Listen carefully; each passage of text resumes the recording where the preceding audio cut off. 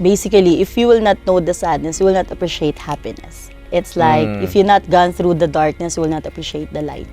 Right. And like what you've said, we're human beings, we're not robots. Right. We are built to have emotions. When I'm vulnerable, that's the most of the time I feel loved. Because if the people around you, or friends or family really loved you, they're gonna love you no matter what. Right. Like, they will love you more even if you are weak. We are on a mission to help you achieve your fullest potential and make you realize that you're one bold decision away from changing everything. This is Bold Moments. No one goes through life without struggles. The question is, what can we learn when we fall down, and how can we find the strength to get back up?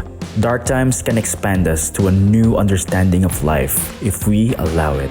In this episode, we're having a lady boss and a life coach to share us her struggles and how she overcame it. She owns Rare Manila, The New Beginning, Love Olivia, and other retail brands. She has also graced international stages as a resource speaker. Ladies and gentlemen, please welcome Shirlie Alicante.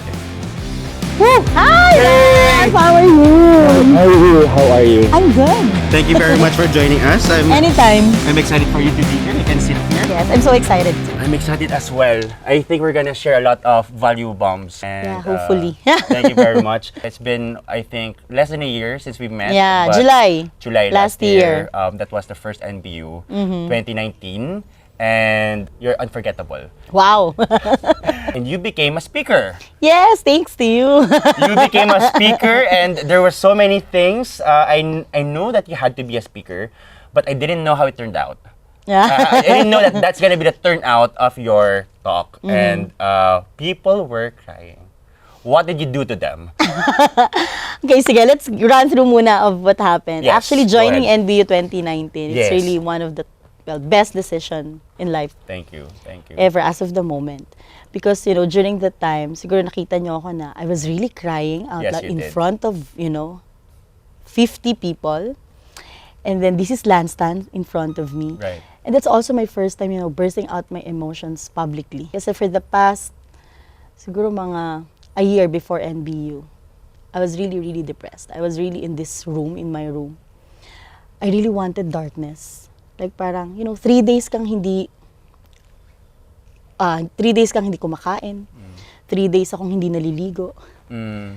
And even my kids really wanted to play with me. I really don't want to play with them. Meron kang ganung feeling na parang you just wanted to be out of this world. Okay. And then that's also the time when these parang mga voices in your head, those false voices in your head telling you that you are alone, that you're not good enough, that you don't matter. And prior to this depression din kasi, I really went through a very hard and painful experience. Right. So it's as if like I've given everything, Right. and then suddenly it was taken away from you. Parang kahapon lang, parang alam mo that you have this purpose. Suddenly, and then there was a suddenly, shift that happened. yes. And it's actually a 360 turnaround to me because Oh. everything was really lost. Ando na yung fears na paano na yung magiging anak ko, what would be the future, paano yung family ko, paano ko yung image, and all Right. the shame, guilt, feelings during the time. It was, So it's like a storm of all of Yes. these negative emotions And- happening. I managed kasi na eto lang talaga yung buhay ko, sila lang talaga yung mundo ko. Mm. And then everything was shattered. Right. And I was like, felt na I was alone.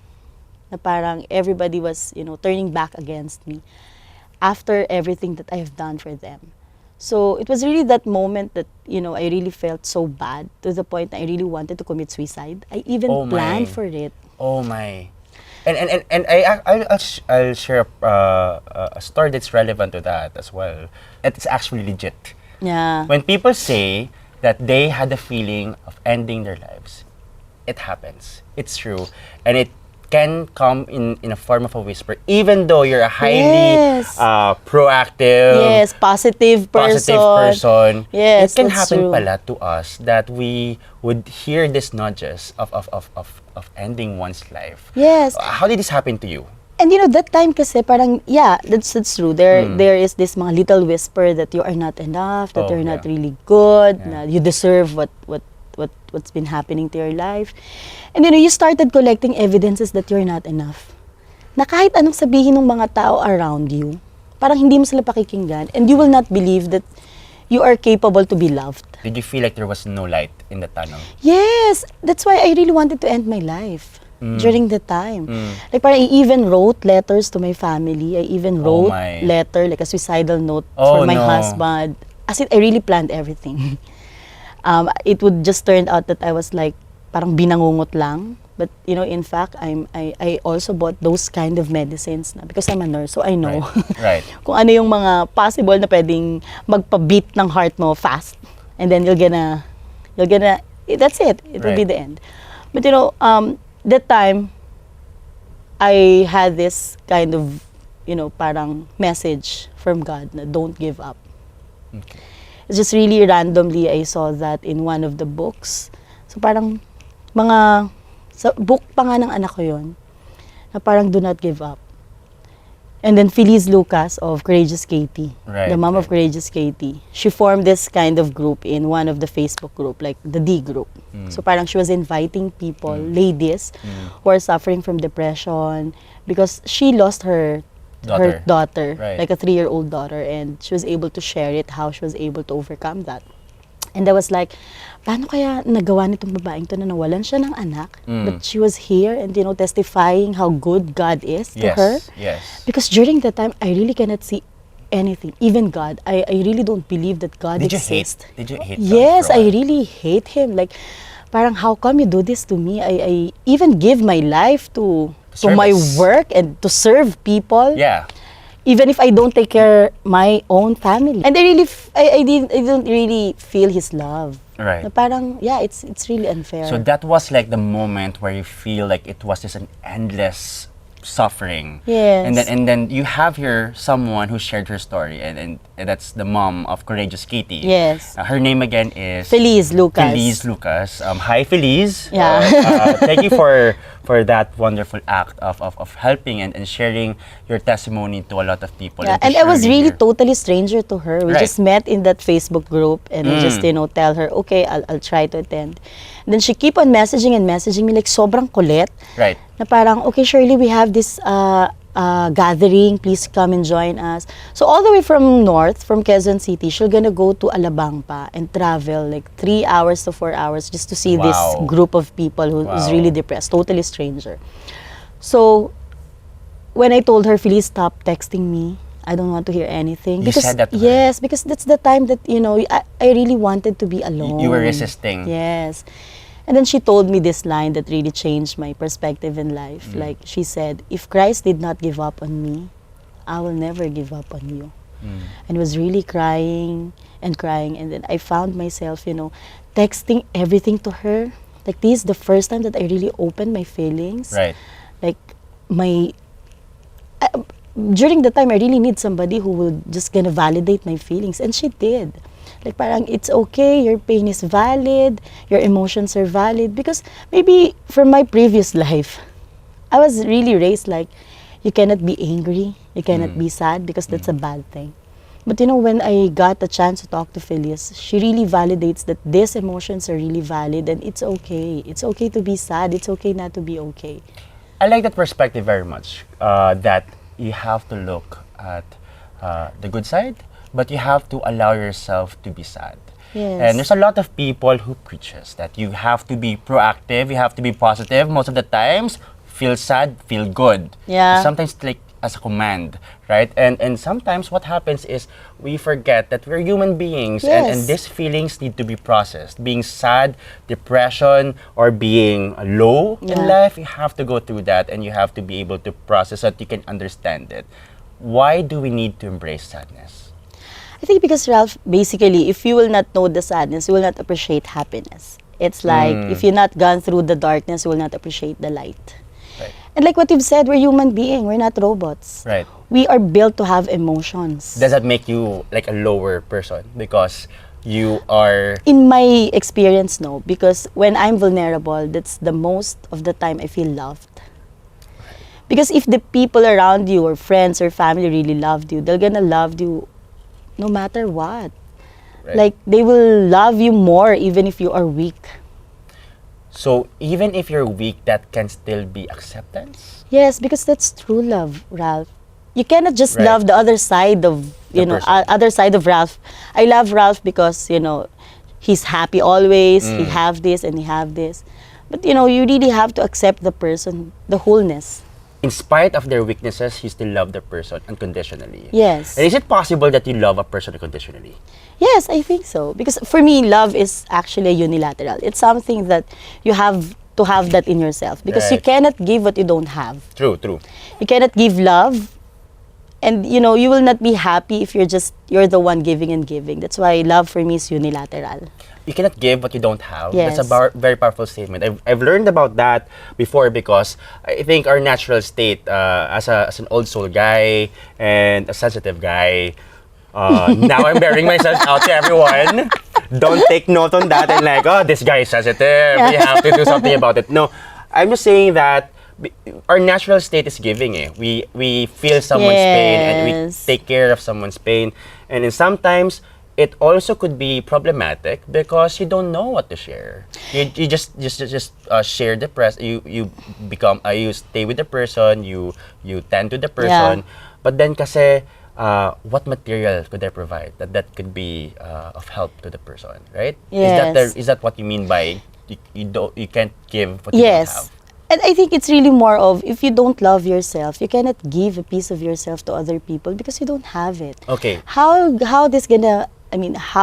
these people will gonna feel your love if you Right. don't have it? So self-love. Yes, That's a really self-love. good topic. What do you mean by self-love? In your own definition, by the rawness, with all rawness, what is the definition of self-love for you? Self-love for me is accepting for who you are, being authentic, and loving your vulnerabilities and accepting your weaknesses. It's not all about your strength because every coin has the two sides. Oh wow, that's very powerful. Because I think if you do not love yourself, or if you don't love your being you, your vulnerabilities and weaknesses, nobody would love to. Is it possible to deny my story? Like for example, what you're going through is not an ideal story, right? Like we are all attracted to this. Oh, they just purchased a house, or they have a beautiful Yes. marriage, or they have this beautiful, really profitable business, and they roam around the world. And we hate those kinds of people sometimes, right? We're like, oh, so perfect. Yeah. Right? Nakakainggit. That's true. That's true. But we're always attracted to this, and we congratulate them. Why do you think this is a powerful thing to embrace your story, your past, what happened to you, even though it's ugly? Yeah. What's the point? Because I think your scars in the past really help you to be more stronger and to really, appreciate life. Right. Kasi without those scars, your life will not be beautiful. You're not gonna be complete without those scars. Kasi kung hindi nangyari sa akin, siguro yung nangyari sa akin, I will just, take for granted everything. I'm gonna take granted the love of my family. Kasi before talaga, Ralph, Were you different before? than you yes, are now? definitely. Like, how I don't have you- any talks with my husband. Okay. Because my previous work really requires me to do 24/7, even weekends. So I don't have any time to play with my kids. I don't have any time talk with my mother. But after this, since I'm now working at home and doing online businesses, I really have all the time. And that's also the time that I really appreciate my mother. Before kasi, parang lagi ko siyang tinatanggihan when it comes to, this kind of love talk. I mean, the heart-to-heart talk. Kasi for Why? me, napaka-cheesy or True. parang ang awkward. Imagine family member. Why do parang- you think people are always avoiding cheesy stuff, like talking, like being vulnerable enough to tell the person that you love them, even though they have bad breath in the morning, or sometimes because you have an inconvenient problem with the family? Why do you have to? Kasi maybe approach? the Ang cheesy society, naman. the Oo. society parang dictates na Right. parang you cannot have that kind of relationship with your mother. Or maybe it's because when they raise us, the parents raise us in a point na parang you cannot show any emotions. Right. Like pag nadapa ka, 'di ba? Nung bata ka. Right. Go. So, sasabihin sa'yo ng tatay mo, ini-endure mo pa yung pain kasi nasaktan ka, nagasgasan ka But they're gonna tell you, stop it. Matapang ka, you're brave. Tumayo ka dyan, huwag kang iiyak. Anong tama? Well, for me, it's really to ask what you really feel and then process those emotions, those pain. allow the person to cry, Yeah. allow the person, and then maybe help the person understand how they can turn that into Yes. positive rather than shutting the person up. Yes, right? it's like more of empowering for them. Okay, so nadapa ka, anong susunod mong gagawin? Like parang siguro kasi our parents before was really more of parang straightforward. Na Right. parang they don't want to feel us those pain. But Right. you know, Ralph, we really need to experience that. Kasi we will never learn. Right. This is a powerful part of this discussion. It's because it's common in all families. And sometimes this stuff kasi are always put aside, the Yeah. emotional side. And now we have an opportunity to tell everyone that maybe it's time for us to stop being perfect. Yes. Looking perfect and keeping to ourselves these emotions, because I think that's what these bottled emotions become. They metastasize and they become something very hard for people because they don't know how to process it. Yes, and now agree. they're grown adults and they pass it on to other people, and now it's like a sort of pandemic, right? Yeah. In a way. That's why we cannot blame our parents for raising the way they raised us, because during that time maybe that's the best, they know best how to raise us. So what's the solution? Well, the solution is really to Educate. Educate and create self-awareness. Right. Create awareness to the people that it's okay to be mad, it's okay to be sad. How can we make this become the new normal, Shirley? Na, okay, let's talk about feelings, everyone!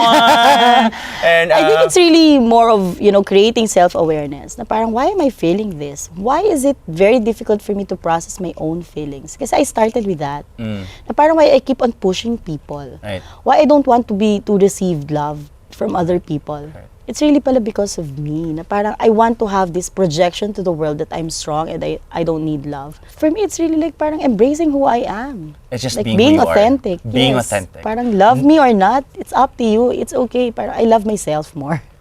Would it be sad or bad na people see, oh my, I know his story, I know this person's story, and I don't want to be with this person anymore because, are you scared about that? Yes, of course. But Ralph, I think it's really more of magpa-thank you ka na lang kasi at least hindi na siya part ng life mo. Right. Oh, I like diba? that At least answer. nabawasan yung pakikisamahan mo. Kasi ibig sabihin nun, that person is not really meant for your life. Right. She or this person will not help you to grow. Right, So you better, I have this kind of motto in life that in your life, you have to create your inner circle and then outer circle. Okay. Tell us Inner something. circle. Tell us more about that. Yeah, inner circle is these people that would love you for who you are. Outer circle is, they're just there because you're sikat or you have money. And whatever they say, wala ka nang pakialam. But it's really more of, I love you, but not that much. So whether they're gonna say anything about you, you'll not care anymore because you're too busy loving your inner circle. How can you not pakialam other people's opinion of you? Maybe These people because- who are out the outer circle. Yeah, maybe because you know yourself more. And you know that you deserve more. Right.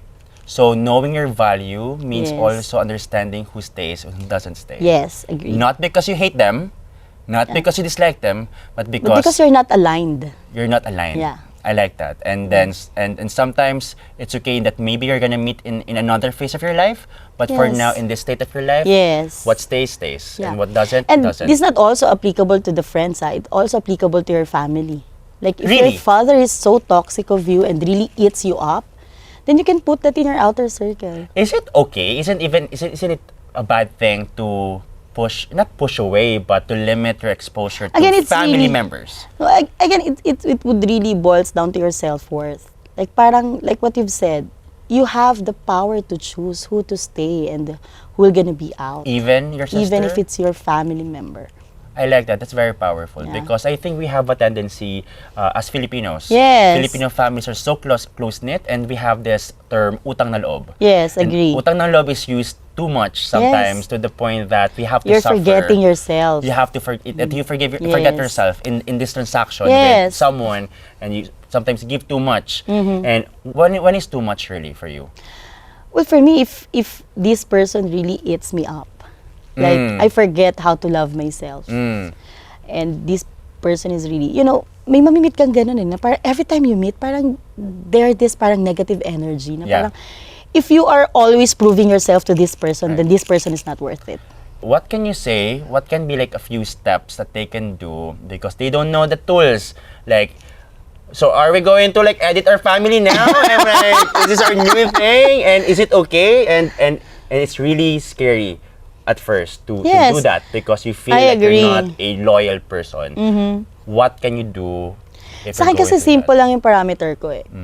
Parang, if I keep on proving and proving my worth to this person, is it Okay. really worth it? I love that. Really good. Yeah, kasi if person really loves you, like what I've talked to in the inner circle, you don't have to prove yourself to the people. So this then, the one in the inner circle is an unconditional kind of Yes. love. Amidst who What you happened, are, in yeah. spite of what happened to you, I love you nevertheless, Yeah. and I'm here to be with you Yes, every that's step right. of the way. Isn't it powerful if we have that kind of relationships? Yes, and I think I really feel that in the NBU. That's why I'm really Oh. into this. You know, the people there, it's like more of I love you, whatever's the, Right. whatever's the case. Right. It's really funny because it's a school. Right? Yes. The original vision for this is a school. I think you're really creating kasi it's not even like what they've learned, but it's really more of becoming aware of themselves and then leading to self-love, Ralph. That's really how I really think of the NBU. Thank you. Yeah. And it's because of us. It's all of us coming together to build this. NBU is to share to you was because I was also, when I was younger, I was always ostracized because I'm a weirdo.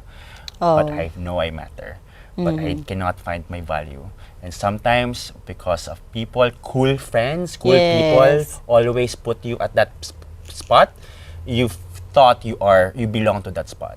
And then I came to the point where I found my value, maybe after heartbreaks, and maybe after a lot of. Yeah, that's why you have to really endure that pain. True. You have to enjoy that journey. That's why I tell people, to be who you are, you have to embrace your story. Yes. Embrace who you are. Where did you come from? Like, I'm not even from Manila. I came from the south of the country. I came Yeah, from Jensen. Jensen, Yeah. it's a small city. And it's not always popular sometimes for people like, hey, I went to this school. It's a really Yeah. popular school. Oh, I went to this kind of neighborhood. And I came from a really small village in Jensen pa. Like, hey, I came from this kind of, like, do you like me now? I mean, do I still matter to you? And The norms kasi in the the society norms. really, it's really up to you if you want to be dictated by this society or be in the norms. Right. But I'm telling you, Ralph, you can dictate your life. That's true. And that's what we're trying to cultivate in Yeah. NBU, right? It's not what we're trying to do is that we are trying to not be perfect. And the spirit inside is not about perfection. It's about being who you are. Yes. And embracing your story, embracing your past. And it's really interesting to see that this could be how school should look like. It's a Yes. place for acceptance. Because Safe place, yes. a safe place. Because when you have acceptance, when you're validated, when you're loved, the barrier goes down. And you can be anything. Right. You can do whatever, like Yes. the vision. It Oh, can yeah. turn into reality because of that love. In the next episode, catch the second part of Shirley's testimony. When you're at the point of you don't have anything to prove, that you become successful. Yes. Ako yung ginawa ko lang, it's really more of crying. And don't resist. Don't resist the feeling. Pagdaanan, pero wag tirahan. When you cry, you're actually helping yourself to clear those unclear visions. It would help you to see your goal. Pain is a great tool for you to connect with your source. Right. That's what really happened to me. Yeah, because without this depression, it will not help me to be real. And I will not ever imagine how can I love myself more because of that experience. This and more in the next episode of Bold Moments.